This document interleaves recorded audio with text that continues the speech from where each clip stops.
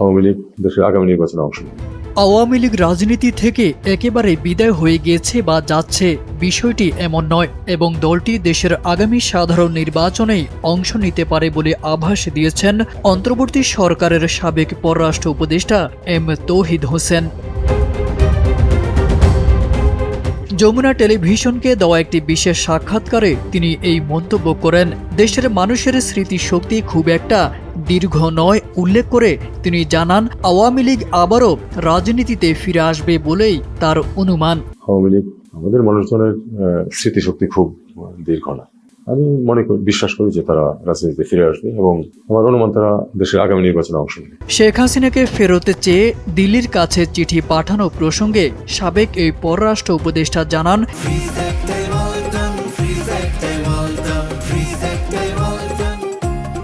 চিঠি দিলেও ভারত যে এর কোনো ইতিবাচক জবাব দেবে না তা তিনি আগে থেকে জানতেন। চিঠির কোনো উত্তর কেন আসেনি এমন প্রশ্নের জবাবে তিনি পাল্টা প্রশ্ন ছুড়ে বলেন, আমরা কি আসলেই কোনো উত্তরের আশা করেছিলাম? তিনি নিজে এমন কোনো প্রত্যাশা করেননি বলেই স্পষ্ট জানিয়ে দেন।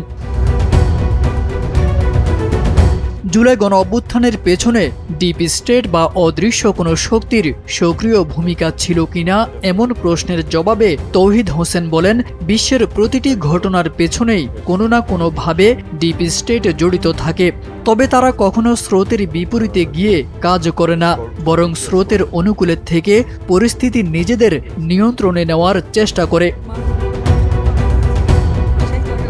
সরকারের ভেতরে কিচেন ক্যাবিনেট বা প্রভাবশালীদের একটি গোপন বলয় সক্রিয় থাকার বিষয়ে কথা বলেন সাবেক এই উপদেষ্টা। তিনি জানান, প্রতি মঙ্গলবার নিয়মিত বৈঠকে বসতেন কিচেন ক্যাবিনেট এবং সরকারের বিভিন্ন সিদ্ধান্ত নিতেন। পর্দার আড়ালে থেকে সিদ্ধান্ত নেওয়ার জন্য এমন একটি গ্রুপ সক্রিয় রয়েছে, তা নিয়ে বিভিন্ন গুঞ্জন তার কানেও আসত বলে তিনি জানান।